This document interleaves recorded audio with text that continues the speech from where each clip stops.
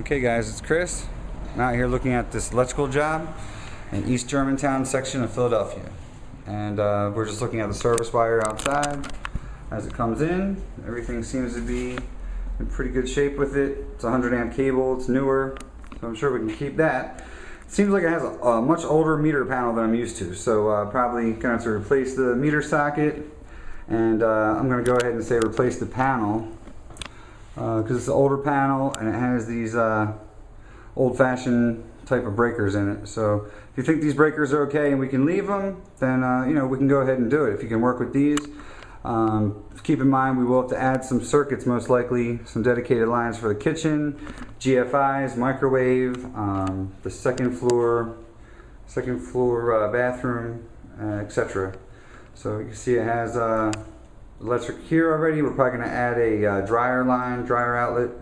This is where the dryer goes, right around here. So dryer outlet, 220 line for that.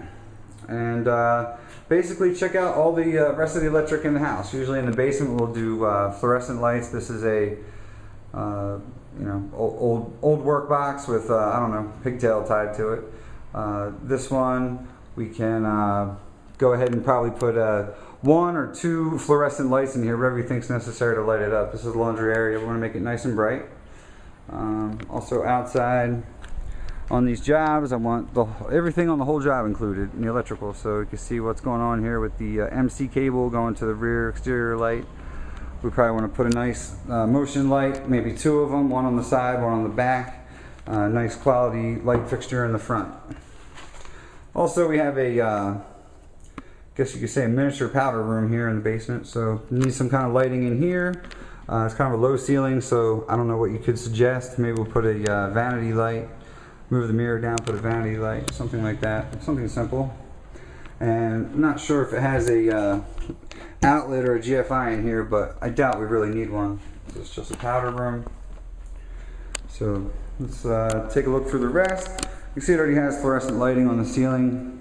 Probably just replace these and put about 3 or 4 fixtures in here, you know, enough to brighten it up. It also has this little room in the front under the porch.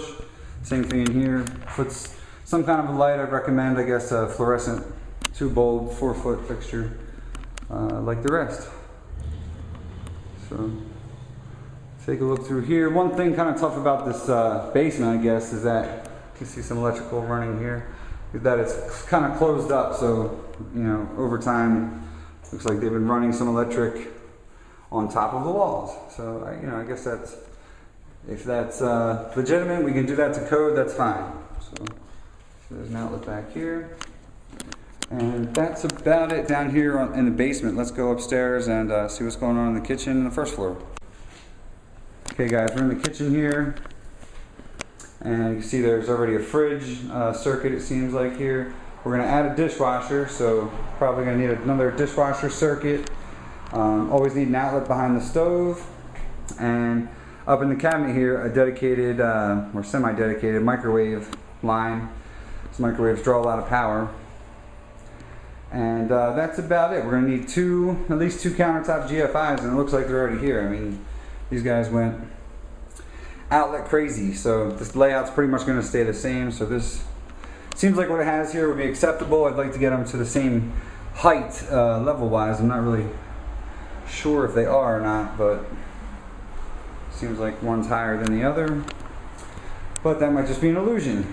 So obviously the kitchen light fixture, we're going to have a nice bright fixture, at least 3 bulbs maybe to light this up, perhaps even a 4-bulb fluorescent fixture. Come on through the dining room. We always want a chandelier. Typically we get a 5-light chandelier, kind of like the glass half dome type. And that's about it throughout the whole house. We're going to replace all the switches, outlets, and fixtures. So we also want to put smoke detectors, at least 3 smoke detectors and 2 carbon detectors, as well as a doorbell. It doesn't have to be a hardwired doorbell. If we have one here that works, that's great. Otherwise, a wireless doorbell will work just fine. So we need everything kind of to meet up to code. If we have 3, we can't have 3 3-prong outlets if we have no ground. So we have to check all of that.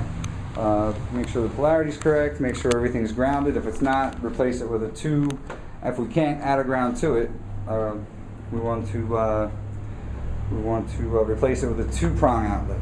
So these houses get home inspections, so we basically need licensed, registered contractors that can do the works of code. So that's the first floor. Seems like there's a fair amount of outlets. Looking up to the second floor, there's a light mounted right on the molding here. I guess this is a decent spot. Maybe it's just a bad light fixture, bad choice. But in any case, we need a hallway light to brighten up, obviously brighten up the stairs, brighten up the walking path in the hallway. Coming to the front bedroom, and we have no ceiling light, so that's kind of undesirable. We could talk about how tough or easy that might be to add, but I'd like to see that a ceiling light fixture basically in every room. So here's the bathroom. Typically we put a vanity light fixture above the vanity bar, like a 24 inch bar, to match this medicine cabinet. And that's about it. Oh, also it's got mission control in here with so many outlets, switches with outlets. I don't know what's going on. We want to get rid of this and make it something that's just a cohesive thing. A simple GFI, or maybe 2 GFIs together and 1 switch, or just 1 switch and 1 GFI. But we need to get rid of all this craziness for sure. And see the hallway switches here. A lot of the electrical and everything's newer. We just want to upgrade it because we are rehabbing the entire house. You can see there's a ceiling light fixture in the second bedroom and a switch. Fortunately, right now the electric's off. I can't test it for you here, but hopefully that's something you can help out with.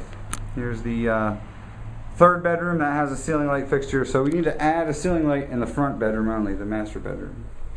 And I also noticed in here, outlets are pretty scarce in the second and third bedroom, so we need to add on at least 1 or 2 outlets in each bedroom.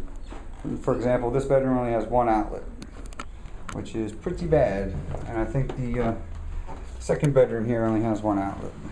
So we're going to need to add on a few circuits here somehow, or just extend some of these circuits. And how we can do that, we'll talk about later. If we need to run it outside, because inside this house we're not doing a whole lot of work. We don't want to tear into anything too bad. All right, that's pretty much it for this house. This job, I believe I have a price somewhere between $1,800 and $1,950. If you can believe you can do this job in that price range, including the materials and the labor, give me a call. You can come out and meet me personally and see the house, and give me your bid from there. Thanks for your time.